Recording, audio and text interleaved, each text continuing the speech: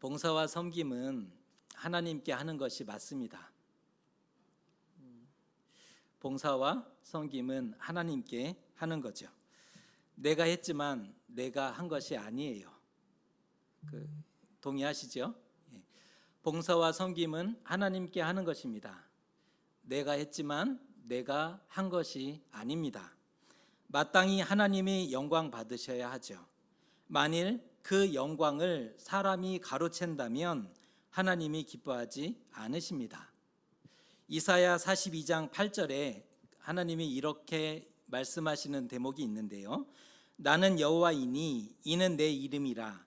나는 내 영광을 다른 자에게, 내 찬송을 우상에게 주지 아니하리라. 하나님이 도우셨고 함께 하셔서 된 것입니다. 하나님이 도우셔서 된 거죠. 누구보다 수고하고 애썼을지라도, 아무리 공로가 크고 지분이 많을지라도 내가 했다 말하면 안 됩니다. 오직 하나님이 드러나고 영광을 받으시는 것이 맞습니다. 그런데 오늘 말씀은 우리에게 다른 권면을 하고 있어요. 우리가 알고 있고 믿고 있는 그러한 신앙의 영역이 부분이 있는데, 오늘 말씀은 다르게 권면합니다. 사람들을 알아주라 라고 권면하고 있는 거죠. 알아주라 라고 했을 때 이 말을 풀어보면 칭찬하라, 인정하라, 박수를 쳐주라 라는 뜻입니다. 왜 이러한 말씀을 하고 있는지, 권면을 하고 있는지 오늘은 이 주제를 가지고 함께 묵상하고자 합니다. 바울은 고린도 교회의 편지를 마무리하면서, 오늘이 마지막 본문이죠. 고린도 전서를 마무리하면서 마지막 권면과 문안의 인사를 전하고 있는데요. 오늘 본문에 특별한 이름을 언급하고 있습니다. 오늘 읽었던 15절 말씀인데요. 읽어드립니다. 형제들아, 스데바나의 집은 곧 아가야의 첫 열매요 또 성도 섬기기로 작정한 줄을 너희가 아는지라. 내가 너희를 권하노니. 바울은 스데바나에 대해 아가야의 첫 열매다라고 말을 건네고 있습니다. 그러니까 지금 고린도 교회, 고린도 도시뿐 아니라 더 큰 아가야 지역의 첫 번째로 예수님을 믿었던, 복음을 받아들였던 인물이 스데바나다라고 얘기하고 있는 건데요. 오늘 이 본문에 언급되는 스데바나는 굉장히 역사적인 인물입니다. 고린도 도시뿐 아니라 그 아시아 지역에서 처음으로 예수님께 돌아온 사람이었던 거죠. 감사하게도 믿음이 잘 자랐대요. 복음이 전해졌는데 너무 감사하게도 믿음이 잘 자랐던 겁니다. 열매 맺었을 뿐 아니라 그가 성도 섬기기로 작정하였고 공동체에서 큰 역할을 감당하는 그런 믿음이 되었음을 볼 수가 있다는 겁니다. 그의 선행과 사역이 멀리서 복음을 전하고 있던 바울에게도 들려질 정도가 되었다는 거예요. 지금은 바울이 고린도 교회를 세우고는 설립하고 선교 여행을 계속하고 있지 않습니까? 그런데 스데바나가 어느덧 믿음이 자라서 성도 섬기기를 작정하였고 많은 귀한 사역을 감당하고 있더라라는 소식이 멀리 있던 바울에게도 들려질 수 있었다는 겁니다. 복음의 열매를 맺은 것도 그렇고 누군가를 돕기로 작정하였다? 얼마나 감사하고 놀라운 일인지 모릅니다. 한 사람이 변화되어 그리스도에게로 돌아오는 것, 그것이 얼마나 놀랍고 귀한 일인지 모르는 일입니다. 그는 가난한 교인들을 자신의 물질로 돕고 선교사들, 교사들을 접대하고 환대하였음을 보게 됩니다. 더 어려운 교인들을 위해서 자신의 물질을 내어놓고 순회 전도자들, 선교사들에게 그들에게 음식을 대접하고 자신의 처소를 내주는 그러한 선한 일들을 했었다는 겁니다. 이에 바울이 너무나 기뻐하며 이렇게 얘기합니다. 이 같은 사람들과 또 함께 일하며 수고하는 모든 사람에게 너희는 순종하라 권합니다. 고린도 교회 교인들에게 이렇게 권하는 거예요. 할 수 있다면 스데바나처럼 성도를 섬기는 사람이 되십시오. 고린도 교회 교인들이여, 너희들도 할 수 있다면 스데바나처럼 다른 이들을 섬기는 사람이 되어 주십시오. 또한 수고하는 모든 이들과 마음을 하나로 모아 힘있게 사역해 주십시오 라고 권면하는 겁니다. 스데바나를 본받으라, 뜻을 모아 함께 사역하라 라는 의미입니다. 그러던 중에 스데바나와 일행이 바울에게 파송되는 일이 생기는데요, 그 말로만 듣던, 믿음이 잘 자라서 열매를 맺어서 교회에서 귀한 사역을 감당하던 이 스데바나가 바울에게 파송되는 일이 생겼다는 거예요. 더 좋은 것은 그가 와서 바울을 섬기고 후원하고 부족한 것을 채우는 역할을 했었다는 겁니다. 본래는 고린도 교회가 공적으로 바울을 후원하고 도왔어야 되지 않습니까? 본래는 고린도 교회가 공식적으로 바울을 후원하고 기도해야 했어요. 하지만 반대자도 있었고 갈등이 있었기 때문에 돕지를 못했죠.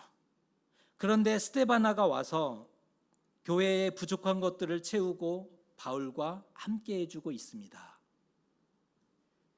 고된 선교의 현장에서 그런 도움의 손길이 얼마나 고맙고 감사했겠습니까? 그가 자신의 고생담을 써주고 있잖아요. 고린도 후서에 물에 빠지고 파선하고 돌에 맞고 옥에 갇히고 쫓기고 그 고된 선교의 여정에서 자신을 지지해주고 도와주는 그 스데바나를 만난 것이 얼마나 고맙고 감사했겠습니까? 그 바울의 심정이 오늘 18절에 이렇게 표현되고 있습니다. 우리가 같이 한번 읽어보겠습니다. 그들이 나와 너희 마음을 시원하게 하였으니 그러므로 너희는 이런 사람들을 알아주라. 그동안 바울의 선교를 후원하지도 못했고 힘이 되지 못했던 고린도 교회로서는 큰 부담감이 있었죠. 그들도 알고 있어요. 바울이 고린도 교회의 설립자였어요. 그런데 여러 가지 이유로 바울의 선교를 후원하지 않았어요. 힘이 되지 못한 상태였다니까요. 그들은 그 마음에 무거운 짐을, 부담감을 가지고 있었죠.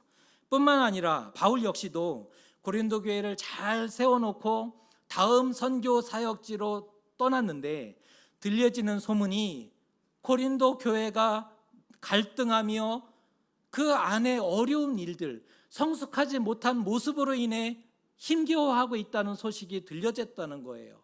바울이 얼마나 답답해했을까요? 바로 돌아갈 수도 없는데.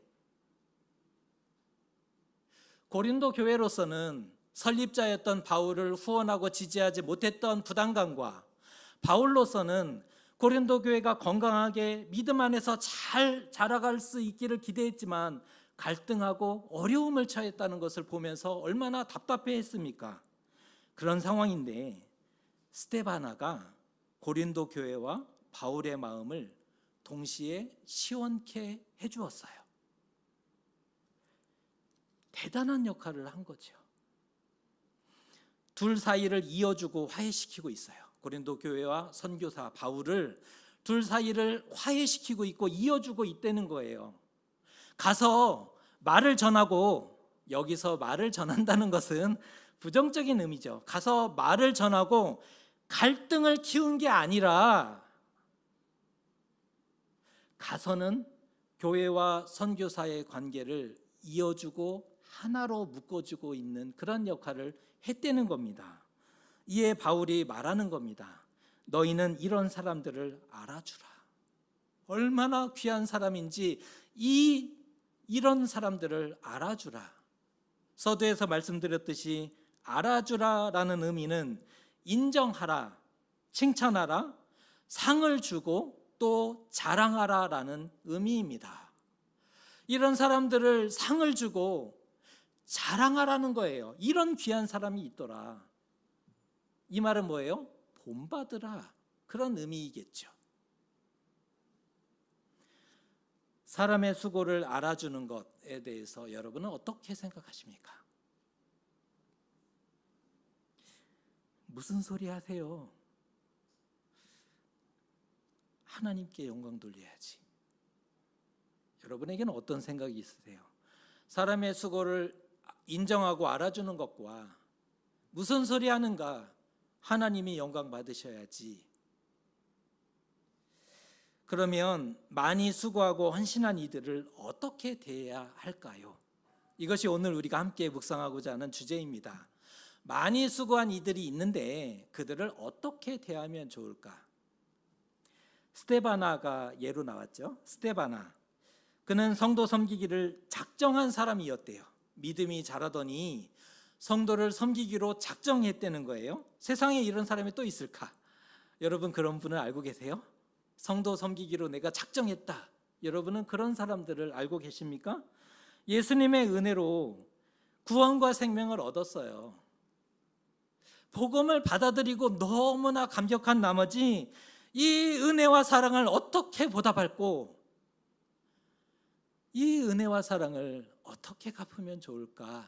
그가 작정합니다. 결단하고 서원합니다. 그리하여 자신의 것을 내놓고 어려운 성도들을 섬기고 교회 사역에 열심했던 이유입니다. 자신은 조금 넉넉했던 사람인 것 같아요. 자신의 것을 내어놓아 어려운 교인들을 섬기고 교회의 귀한 사역에 함께 동참하는 그런 사람이 되었던 거죠. 그리고 좋은 기회가 있어 바울에게 가게 되었고 그곳에서도 부족한 것을 채움으로 교회와 바울의 마음을 시원케 하는 사람이 되었던 겁니다. 부족한 것을 채우는 사람들이 있어야 합니다. 부족한 것들을 채워내는 사람들이 필요합니다. 혼자 다 할 수 없잖아요. 일당백 칭찬할 게 아니에요. 그런 분이 있어요. 일당백이에요. 이것도 하고 저것도 하고 저것도 하고. 왜? 다른 봉사자가 없으니까 일당백의 역할을 하는 건데요. 그런데 부족한 것을 채우는 사람들이 있어야 된다는 거예요. 물리적으로 안 되잖아요. 안내도 하고 새가족도 섬기고 찬양팀도 하고 찬양대도 섬기고 이게 물리적으로 안 돼요. 같은 시간에 되어지는 일들이 되어 있을 수 있으니까 물리적으로 안 되고 능력도 안 되는 경우도 많죠. 마땅히 함께 돕고 섬기고 일해야 하는 겁니다. 그런데 돕는 것도 은사예요. 은사 없어요. 이런 얘기 이제 하지 말자 그랬어요. 네, 지난주 말씀 한번 참조해 주시고 저는 하나님께 받은 은사가 없어요. 이런 얘기 하지 말자 그랬어요. 오늘도 마찬가지. 돕는 것도 은사예요. 크게 돕든 작게 돕든 도울 수 있는 것은 은사입니다.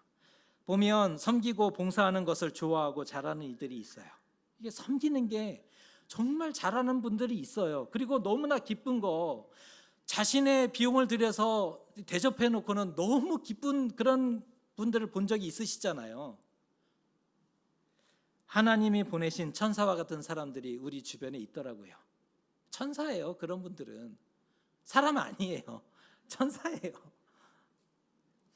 그러한 이들 때문에 놀라운 사역이 또한 봉사가 헌신이 이어지고 기적이 나타나는 거잖아요. 그런 사람들이 있으니까 기적이 나타나는 거예요. 그런 사람들이 있으니까 하나님의 은혜가 이 땅 가운데 열려지는 거죠. 아무도 헌신하지 않고 아무도 봉사하지 않고 아무도 먼저 하나님 앞에 그 열정을 고백하지 않는데 어떻게 기적과 역사가 나타날 수 있겠습니까? 기적이 없어서 문제인가요? 우리가 헌신하지 않아서 문제인가요? 헌신하지 않으니 기적도 나타날 일이 없는 거잖아요. 그런데 보면 수고하는 이들이 있으니까 사역이 열매가 맺고 복음이 하나님의 나라가 기적이 은혜가 눈에 보여지는 겁니다. 답답하고 어려울 수도 있었는데 누군가 나타나더니 손을 보태요. 그리고 마음으로 응원합니다. 얼마나 고맙고 감사한 일입니까?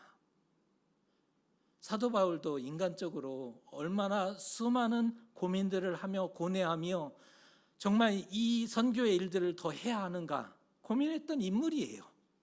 말씀으로는 이렇게 막 뜨겁게 전달되는 것 같지만 그도 인간적으로는 괴로운 인물이었어요. 왜? 고린도 교회에서 그는 말을 못하는 사람이에요. 듣기로는 참 위대해 보이는데 설교를 들어봤더니 그렇게 설교를 지루하게 못할 수가 있을까? 무시했잖아요. 그러니까 나는 게바가 더 좋은 것 같아. 더 아볼로가 설교를 더 훨씬 잘하는 것 같아. 아이 무슨 소리야? 그리스도파를 나 아예 할래. 이런 얘기들이 나왔잖아요. 그런 것들을 뻔히 알고 있던 바울이 고린도 교회 교인들의 얼굴을 보고 싶었을까요? 자책하며 그가 기도했잖아요. 하나님 더 은혜를 주셔서 그 복음의 일들을 더 잘 감당할 수 있게 도와주세요. 그는 고뇌가 많았던 사람이에요.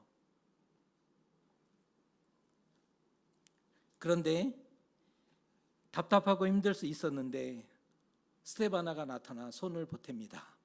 마음으로 응원합니다. 포기하고 싶었지만 다시 용기 낼 수 있는, 다시 살아나게 되는 기적이 나타나게 되는 거죠. 마음을 시원케 했다라는 표현이 정확합니다. 마음을 시원케 해주었어요. 눈물 나도록 고맙고 감사하지 않습니까? 그 때문에 살았어요. 그 수고와 헌신이 있는데 감사해야 되지 않습니까? 그 수고와 헌신을 뻔히 아는데 감사해야 하지 않을까요? 그런데 왜 우리는 감사하지 않고 인정하지 않는가? 이제 우리의 얘기를 하고 싶어요. 그런데 왜 우리는 인정하지 않으세요? 왜 감사하지 않으셨습니까? 우리도 인정받지 못하고 무시당해서 세상 슬펐던 기억들, 아픔들이 많았잖아요. 우리도 인정받지 못해서 무시당해서 그 마음 아픔이 눈물이 있었지 않습니까? 그런데 왜 우리는 왜 그러는 걸까? 우리도 상처 많이 받은 사람이면서 왜 인정하지 않으시고 칭찬하지 않으셨습니까? 이유가 있어요. 봉사는 하나님께 하는 것이다 라는 믿음 때문입니다. 이게 문제예요. 봉사는 하나님께 하는 것이다 라는 믿음이, 그 뜨거운 믿음이 누구에게 있다고요? 우리에게 있더라는 거예요. 하나님의 영광을 가르칠 수 없는 거잖아요. 그것을 알고 있기 때문이에요. 성경에도 몇 가지 두려운 예들이 나오는데 특별히 다니엘 4장 30절에 보면 이런 말씀이 나옵니다. 나 왕이 말하여 이르되 이 큰 바벨론은 내가 능력과 권세로 건설하여 나의 도성으로 삼고 이것으로 내 위엄의 영광을 나타낸 것이 아니냐 하였더니. 누구의 말일까요? 다니엘서에 나와요. 바벨론 느부갓네살 왕의 말입니다. 그가 대제국을 건설한 다음에 그 큰 바벨론 성과 온 땅을 보니 너무 자랑스럽고 위대해 보였어요. 이거는 도무지 사람이 세울 수 있는 제국이 아니었어요. 유대인이 포로로 끌려갔잖아요. 바벨론에. 그들이 바벨론에 도착하자마자 인정한 것이 있어요. 바벨론 신이 참된 신이구나. 예루살렘 이 코딱지만한 성에서 자신들은 이게 전부인 줄 알았는데 바벨론에 갔더니 예루살렘은 아무것도 아니었어요. 바벨론 성을 봤더니 이것은 신의 성이에요. 사람의 성이 아니에요. 바벨론 왕도 그걸 알고 있어요. 이것은 내가 세운 대제국이도다. 그런데 결국 느부갓네살 왕은 자신의 말이 끝나기도 전에 왕위를 잃어버리죠. 다니엘서에 그렇게 표현되어 있어요. 그 말이 끝나기 전에 왕위를 잃어버리고 들짐승과 함께 살게 되었더라. 교만했기 때문이고 하나님이 다스리심, 하나님이 그를 세워서 유다를 가르치기 위해서, 하나님의 백성을 교훈하시기 위해서 바벨론을 세웠는데 하나님의 다스리심을 인정하지 못했기 때문에 그런 결과를 낳게 되었죠. 또한 사도행전 12장 21절에서 23절에는 이런 말씀이 나옵니다. 헤롯이 나를 택하여 왕복을 입고 단상에 앉아 백성에게 연설하니 백성들이 크게 부르되 이것은 신의 소리요 사람의 소리가 아니라 하거늘 헤롯이 영광을 하나님께로 돌리지 아니하므로 주의 사자가 곧 친히 벌레에게 먹혀 죽으니라. 헤롯 왕이 연설할 때 백성들이, 유다 백성들이 잘 보이기 위해서 이런 말을 한 거예요. 신의 소리다. 헤롯 왕이 연설을 하잖아요. 그랬더니 이거는 신의 소리고 사람의 소리가 아니도다 막 열광했더니 헤롯이 맞아 라고 생각했다는 거죠. 하나님의 영광을 가로채고 자신이 그 자리에 오르려 했기 때문에 문제가 된 겁니다. 하나님처럼 되고자 하는 것은 세상에서 가장 위험합니다. 하나님처럼 되려고 하는 것, 하나님의 영광을 가로채는 것, 가장 위험한 일입니다. 이 기준으로 보면 사람은 죽도록 충성하고도 아무런 칭찬을 받아서는 안 돼요. 맞죠? 이 기준으로 보면 사람은 일생 죽도록 충성하고도 아무런 칭찬을 받아서는 안 된다는 거예요. 상급은 어디에 있어요? 하늘에. 상급은 하늘에.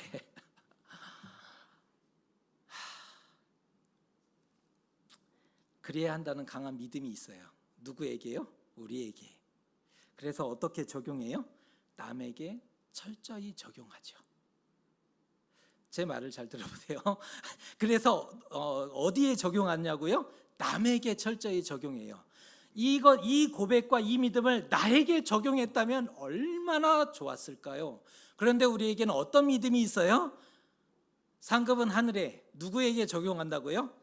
옆에 있는 남에게. 하지만 내가 수고하고 헌신하고 섬겼는데 아무도 알아주지 않을 때는 어떻게 될까요? 여기가 막 서운한 거예요. 막 서운해요. 너무 서운하죠.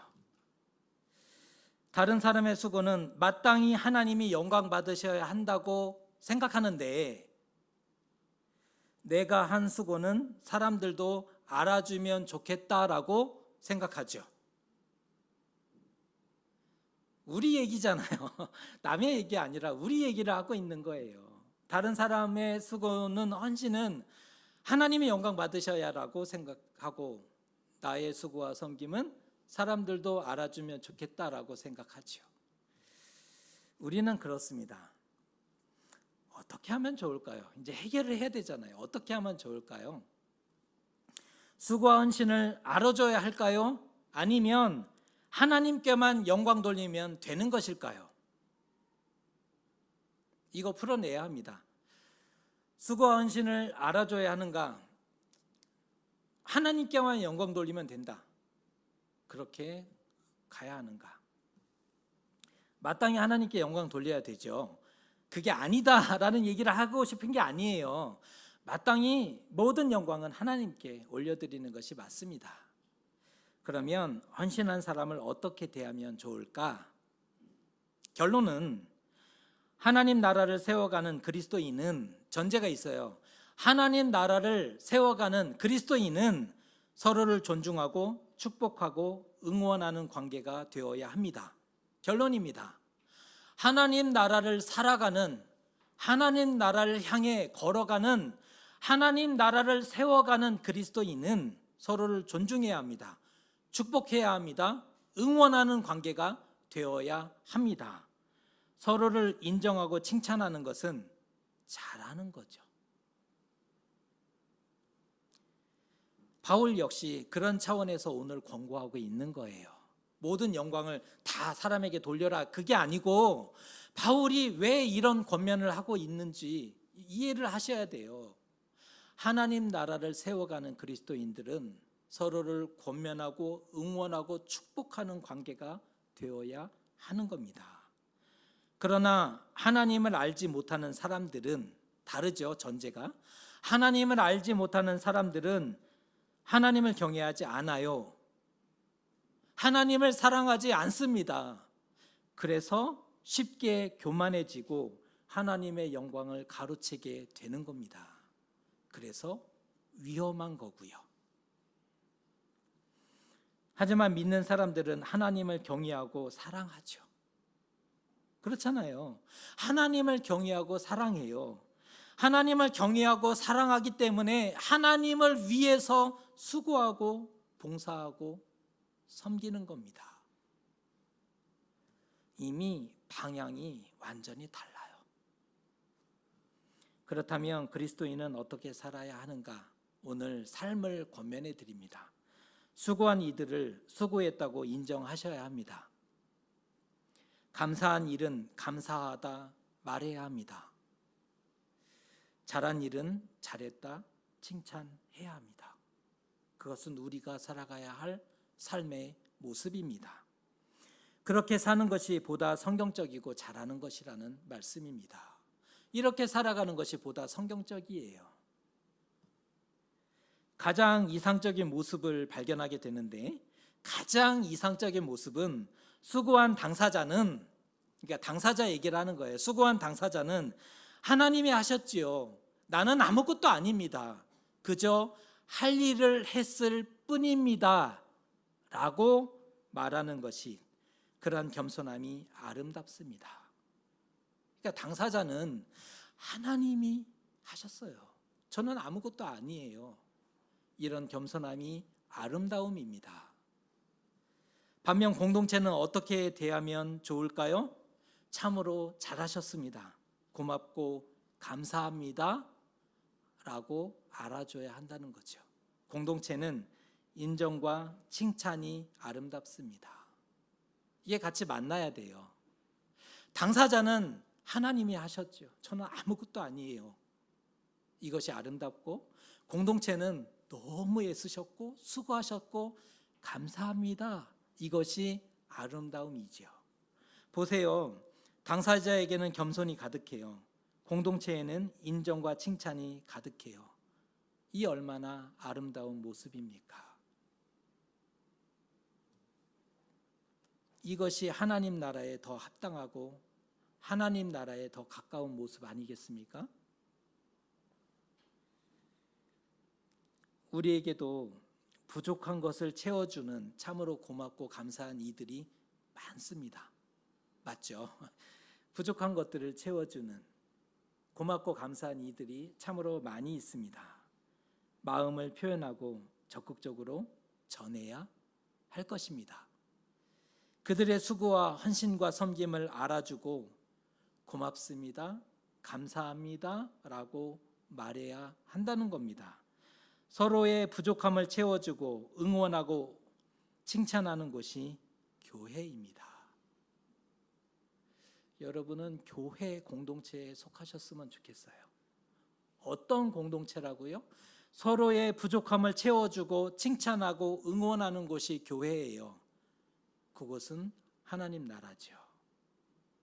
우리는 그동안 이거 없이 교회하고자 했어요. 이거 없이 하나님 나라 만들어 보려고 했잖아요. 방향이 잘못됐어요. 부족함을 채워주고 칭찬하고 응원하는 곳, 그런 공동체, 그런 하나님의 나라. 이런 점에서 우리에게도 예배를 섬기고 또 오늘 찬양으로 하나님께 영광 돌리고 주차로, 안내로, 새가족 부로, 교사로 주방에서 주중에서 재료 준비하고 주일에